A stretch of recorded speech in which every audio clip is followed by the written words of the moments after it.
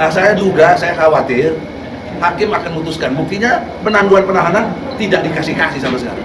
Alasan lihat persidangan, udah 16 orang persidangan, nggak ada yang bisa lihat.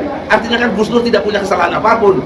Bambang Tri juga gitu, kenapa ditahan gitu loh. Sama hakim saya berharap Anda takutlah kepada Allah. Nanti kata Rasulullah, dari 3 hakim 2 masuk neraka. Tapi kalau putusannya tetap menghukum Gus Dur dan Bambang Tri, ya 3-3 aja masuk neraka gitu loh. Betul?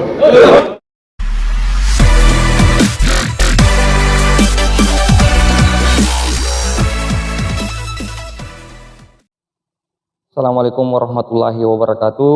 Sahabat Parameter 99 dimanapun Anda berada.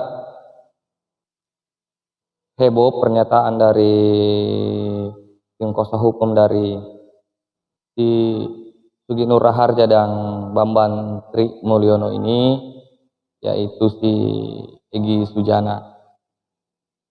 Egy Sujana mengatakan bahwa dia mengutip surah Al-Imran ayat 61. Kemudian mengatakan bahwa 3 saksi yang diambil keterangannya itu tidak berkualitas. Kemudian dia menjelaskan kepada hakim, karena tugasnya sebagai seorang pengacara harus memang seperti itu. Tapi hakim tidak mengindahkan hal tersebut. Nah, mari kita lihat bagaimana pernyataan-pernyataan terkait kasus persidangan dari Sugi Nur dan Bambang Tri Mulyono ini.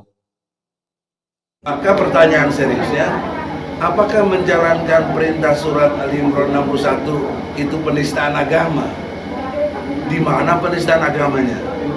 Nah, itu juga perlu semua hadirin tahu, sehingga nanti tidak ada alasan bagi hakim apa yang dia mau putuskan jika kaitannya dengan fakta aslinya tidak ada, kemudian penistaan agamanya juga tidak ada, kebohongannya juga tidak ada. Karena untuk bicara yang bohong perlu ada yang benar. Nah, yang benarnya sampai hari ini tidak ada. Saya sudah ingatkan berkali-kali, pada waktu 2 minggu lalu, saksi yang masih saksi fakta 3 orang, saya kritik kepada hakim, ini saksi tidak berkualitas karena pasti nggak pernah lihat. Hakim nggak percaya, saya ceritakan, dia tersinggung, katanya saya ceramah. Padahal kan lawyer itu harus menjelaskan dalam tadi sudah disebut antara meyakini dan memastikan. Semua saksi meyakini tapi tidak bisa memastikan karena nggak pernah lihat. Nah, Bambang Tri memastikan lewat apa? Penelitian. Sekali lagi penelitian, kurang lebih 3 tahun melakukan penelitian terhadap ijazahnya itu yang Jokowi SD, SMP, SMA. Ternyata Bambang Tri berani memastikan bahwa tidak ada Jokowi ijazah aslinya, sehingga Bambang Tri berani ditembak kepalanya. Nah, itu kan artinya proses memastikan, bukan meyakini. Kalau meyakini itu sama dengan kita pendapat sendiri saja, keyakinan kita, seperti keimanan kita. Ada yang yakin dengan Islam, ada yang yakin dengan non-Islam. Kan nggak bisa kita gugat, karena itu urusannya subjektif. Jadi bagaimana yang subjektif bisa mengalahkan yang objektif? Bambang Tri objektif lewat penelitian, lewat survei dan lain sebagainya. Nah, ini yang harus diingat oleh hakim. Nanti anehnya, kami ini pernah membela Gus Dur tahun lalu, ya, tahun 2001 malah, ya, 2 tahun lalu. Itu tetap dihukum, walaupun kami bicara seperti ini benar adanya. Nah, saya duga, saya khawatir hakim akan memutuskan. Buktinya penangguhan penahanan tidak dikasih-kasih sama sekali. Alasan lihat persidangan, udah 16 orang persidangan, nggak ada yang bisa lihat. Artinya kan Gus Dur tidak punya kesalahan apapun. Bambang Tri juga gitu, kenapa ditahan gitu loh. Nah, itu logika hukum yang nggak benar, kezoliman dari hakim yang nyata gitu. Apalagi nanti ujungnya tetap dihukum gitu. Oleh karena itu, saudara-saudara, poin-poin penting tadi itu perhatian kita semua, terutama hakim. Saya berharap Anda takutlah kepada Allah. Nanti kata Rasulullah, dari 3 hakim 2 masuk neraka. Tapi kalau putusannya tetap menghukum Gus Dur dan Pak Menteri, ya 3-3 masuk neraka gitu. Betul? Nah, oleh karena itu semua yang mengawal di sini, kita kalau nanti takdirnya dikalahkan, kita tidak bisa berbuat banyak kecuali kita yang berani, yang mau, ya kita lakukan pengadilan rakyat. Semoga Allah ridho. Assalamualaikum. Jadi itulah tadi apa yang disampaikan oleh si Egy Sujana didampingi dengan Husnuddin, mengatakan bahwa si Sugi Nur ini dan si Bambang Trimulyono ini tidak bersalah. Dia pun juga mengatakan bahwa dia ini tidak menistakan agama, karena saat 3 saksi dimintai keterangan oleh hakim, kata si Egy Sujana ini bahwa si saksi ini itu tidak berkualitas. Dia meyakini bahwa ijazah Pak Jokowi itu ada, tapi dia tak mampu untuk membuktikannya. Itu sih kata Egy.